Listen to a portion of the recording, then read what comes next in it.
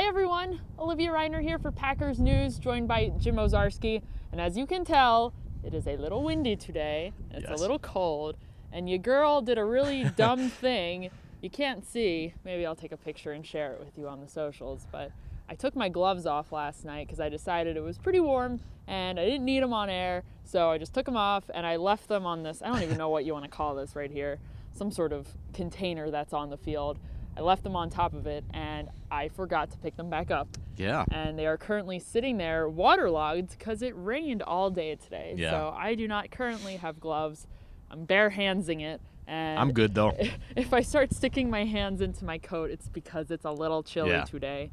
It's a little chillier. It feels a little colder than yesterday just because of the wind. But anyway, I feel like all we do is talk about the weather on this show. We might as well become weather men and women. Right? San Francisco is going to be really nice. Oh, I'm so looking forward to it. But before we can talk about San Francisco and the game this weekend, let's talk about practice today before I head on over to Facebook, where I will be answering some of your questions. So if you're over on Facebook, make sure you leave us some questions there. If you're on Periscope or YouTube, hello. Nice to see you there. I will not be looking at your questions if you have any, so don't put them there. Go on over to Facebook. If you ever have a question and you don't have Facebook for whatever reason and you'd like to get it into me, make sure you can tweet it at me, you can DM me, you can email me, find some sort of way to get your question to me, and I will consider it for our wonderful, esteemed show that we do here, Jim. So let's talk a little bit about practice today. You were not at practice today. You missed it. But you can talk about it anyway, I'm sure. Yeah. You can guess what happened because not a whole lot different than usual went on. As we did at this point yesterday, we don't have the injury report, so we cannot give super specifics, but we can acknowledge that Tramon Williams and Jimmy Graham, who were veteran rest guys yesterday, were back at practice today. Mercedes Lewis, on the other hand, seemed to be the veteran rest guy of the day. He was over on the bikes during the open portion of practice. So the little trade-off there, again, nothing unusual we've been seeing this week to week. That's that with the veteran rest guys. Unlike the 49ers, who are trying to get their guys healthy and back, the Packers are already there. Yeah. So, I think what this means to me, Olivia, is they better look good Sunday because who knows what will happen during that game. It is 100% injury rate. You don't know who may get dinged up and how that will affect the final 5 games. But this game, they are healthy. They get a full practice week. They've had that for a few weeks. And so really, to me, there's no excuse for them to not play well if they are going to. Especially because yesterday you look at the San Francisco 49ers injury report, and there are some really big names on that list, including George Kittle, Emmanuel Sanders, Dee Ford's on the list. Matt Breida's also on the list. I mean, you can go on and look at some of these guys that have been key role players for the 49ers. They're going to be doubtful or questionable heading into the game on Sunday. Kyle Shanahan has already made it pretty clear with the media over there. Now, if you go over on to Twitter and check out my timeline, I retweeted a video of Kittle practicing today. And listen, who knows exactly where he is, but he was moving around out there and he looked pretty decent. Yeah, that'll be, a big part of this game is of course, whether he plays or not, he's that good. But also, he's a big reason why the 49ers have been so good, number 2 offense in football, largely because they do like to attack the middle of defenses. And guess what? The Packers are not very good at covering the middle of the field between the numbers. Over at jsonline.com, some pretty stark numbers as to how bad they've been relative to when teams try to test the outsides, Olivia, in terms of the pass offense. I think that'll be a big part of Sunday. How does Mike Pettin and his coaching staff figured that out? What has this practice week been like in terms of tightening that up? We won't know until Sunday night. Yeah, I think for some of you guys, some of the Packers fans out there, you might believe ignorance is bliss when it comes to this sort of stuff. But I promise you, checking out Jim's post might rattle you a little bit. Yeah. It certainly was interesting to me. I thought one of the most interesting things to me in that story was when Adrian Amos was talking about how outside the numbers, that's where it's sort of more man-on-man, innate skill, your just ability to stay with a guy. But inside the numbers, that's where the communication really comes in. and that's where they've been struggling the most. Certainly they've had the biggest revolving door of guys inside the middle too. So, I mean, how do they begin to address trying to shore that up in the middle there? Yeah, I don't know if the answer comes Sunday. I think their hope, they would never say this, but I think what they would hope is by the playoffs that is fixed or is better. And you mentioned revolving door. Let's start with Adrian Amos. It's his first year in the system. That does matter. Oren Burks missed all of camp in 4 games. Darnell Savage Jr., rookie, missed 2 games and a half, right? Raven Green, 2 games. He was a starter, then gone. Ibrahim Campbell missed, 6 weeks? So whatever that was. I mean, B.J. Goodson signed 3 days before the Bears game. So, again, a guy who's catching up on all of this stuff. So what Blake Martinez's point along with that, Olivia, was it's like sometimes we're in man coverage against 3 different guys. So they're not using that as an excuse, but it was more of an explanation as to why they've had some of those breakdowns. All right, yeah, interesting stuff. Go check it out. Let's go over to the Facebook comments before my hands fall off. Let's see. Hello, Pete from New York. Pete, will you be at the game next week? Jay, hello, Lafayette, Colorado. Jay Cutler? Oh, no. Jay Cutler. Oh, my goodness. Speaking of Jay Cutler. Go again. He's not coming back. No, just kidding. I am just kidding. Oh, my goodness. John says, balmy in North Pole, Alaska. Hello. Wow. Wow. Yes. Thanks for checking in.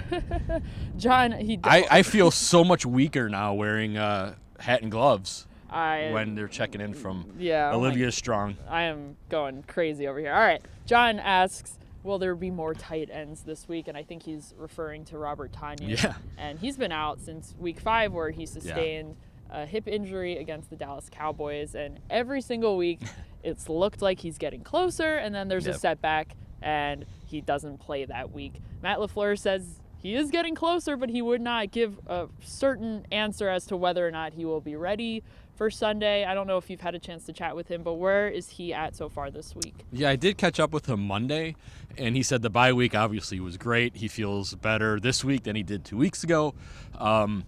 We'll see. I mean, Jay Sternberger has not been included in the pass game at all. In his, I guess, truly the Panthers was his first real action. They wanted him to block, and they were kind of happy with that. So if Tonyan's ready to go, do they have 4 tight ends up?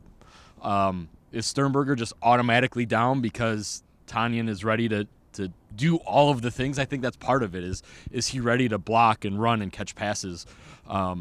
It's a good question. I think we'll know more Saturday in terms of his health. Yeah, I'm curious to see if Sternberger is going to be tested more in the pass game. I don't know if the game against the Carolina Panthers, if that was enough of what they wanted to see from him and his ability to block, and maybe that's what he needed to do to get that next step. Right. Or is there something more? So that's something that I'll be curious Yeah, no, it'll be this Sunday. For sure, because that's his. Tom Silverstein over the bye week said he was a guy who could help bolster this offense potentially if they use him in the pass game, because that's why he was drafted. So it's a good problem to have. We're talking about a healthy team. That you'd rather have to make 7 healthy guys inactive than the alternative. Mm-hmm. Alan wants to know, will the Packers be seeing more of Josh Jackson or Oren Burks down the stretch? Oren, I think in particular, is interesting just because of his skill set and what he can bring to the run game, but also being a faster guy, what he can also contribute if he needed to drop back into coverage as well.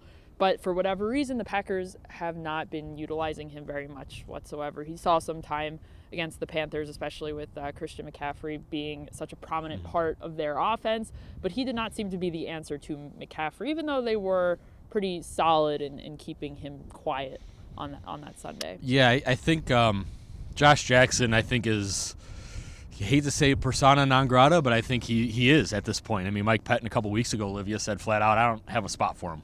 So I think until someone gets hurt, Josh Jackson we're not going to see. Now, as far as Burks is concerned, it'll be spots. I think they like Ibrahim Campbell and they like Will Redmond.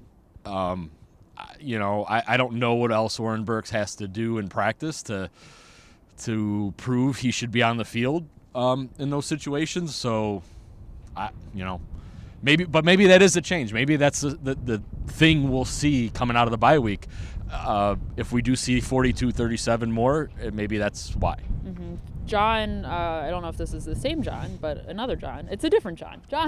Other John wants to know, if the Packers beat the 49ers in this game, will they have home field advantage throughout the playoffs and to get a playoff spot? I'm losing you here, but I guess let's talk about playoff implications of this game, right? So this is a game that has quite a bit of playoff implications, and the way that Aaron Rodgers sees it and what he said yesterday was that at some point, if the Packers do in fact make the playoffs, they're going to be playing the 49ers, on the road one way or another. So I'm butchering what exactly he said, but essentially they're going to be playing the 49ers at some point. They want to beat them on the road now so they don't have to do it potentially in the playoffs later on. They'd much rather be home at Lambeau Field for that. So I think, yes, this game has big playing implications and exactly where they're going to play come the playoffs. Yeah, it's interesting because if they lose, they tumble down presumably to the 3 seed, which means you're playing at Lambeau, but you're playing the first weekend. You're tied with Minnesota record-wise. And then now that Christmas week or holiday week game in Minneapolis means a whole heck of a lot. And you lose there, or you stumble in New York, or at home against the Bears. I don't think Washington's an issue. All of a sudden now you're fighting for a wild card spot. This NFC is so deep. It matters in a lot of ways. And I think that's why it's like there's focus on the game because they need to win. Tom Silverstein said in our Green 19 podcast today, Olivia, that it's win or lose. If you lose, it's not the end of the world. You can still accomplish a lot of your goals, but with New Orleans, and then it would be a 10-1 49ers team and a potentially 9-2 Seattle team. Like there's you can slip more quickly if you lose Sunday. Absolutely, yeah. Tough NFC race. Steve wants to know, do you think the Packers going out there on Saturday is going to affect them at all? I think the point of them going out there on Saturday is so that it doesn't affect them. I think it's within their routine. They've been traveling on Saturdays for all of their other road games, except for the game against the LA Chargers, and it was out of the norm. They had a little bit of a different schedule, walkthrough out there in California. And listen, had they won, who knows what they would be doing now, right. But they'd probably be leaving Friday if they won in LA. Right. In my opinion. All right, well, that's fair, but it's true. I mean, that we saw a team that we have not yet really seen in that game, and for whatever reason, Matt LaFleur decided that the Packers were going to travel on Saturday this time around in San Francisco. They're just trying to keep some consistency, I'd imagine. Yeah, if they lose, I don't think it has anything to do with leaving Saturday. No. If they look like they did, if they come out that flat against the 49ers, I think there's a bigger issue then about the week of preparation as opposed to the travel. Let's put it that way. Mm-hmm, definitely. I keep switching my hands to send Olivia some gloves. Pocket. I need to go find new gloves. They're sitting right over there. I see Address them. to the Green Bay Press Gazette. No. Andrew wants to know toughest opponent in the playoffs, though. So who would the Wow, skipping all the way ahead. Yeah, let's just assume that everyone who is currently in the seedings the way that they are, who would be the toughest opponent for the Packers? I guess in the NFC, we'll stick with that. Yeah, the Packers, to me, Olivia, do a lot of things okay, and they don't do anything great. I think Seattle has the best quarterback in the conference right now. New Orleans has the best running back and wide receiver in the conference. So either of those teams can come to Lambeau and win, and I don't know if the Packers could beat either of those teams on the road. I'll just be honest. So I'll go with those two top. I think the 49ers do things well that the Packers have issues with defensively. But I think Jimmy Garoppolo there, the Packers might intercept him twice on Sunday.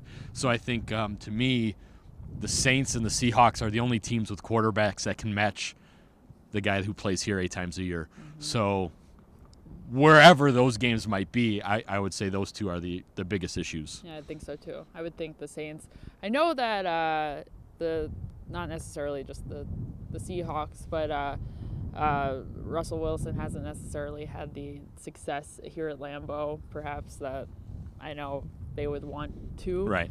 But that doesn't mean he's not a good quarterback. Yeah, he's playing pretty well. I will say this. I think if you're a Packers fan, you don't want to see Philadelphia sneak in and the Packers fall to a point where they need to host the Eagles again in the divisional round.